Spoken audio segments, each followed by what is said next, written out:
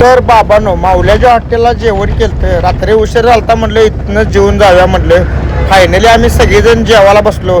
एक नंबर टॉपच्या अशा अंडागिरी केलती हॉटेलमध्ये सगळ्याच जेवायला. हिऱ्याची हिरकणी पण तिथे चमकली होती, लई दिवसानं चमकली होती हिऱ्याची हिरकणी.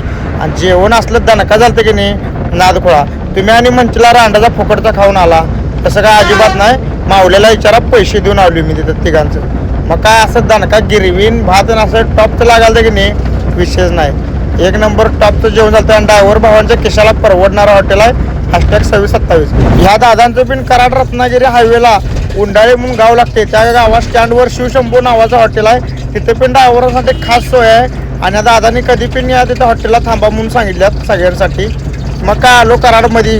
सोयल्या रांडाचा कराडचा गाड पडला. मिनी ब्लॉगर सोयल्या पिकअपवाला.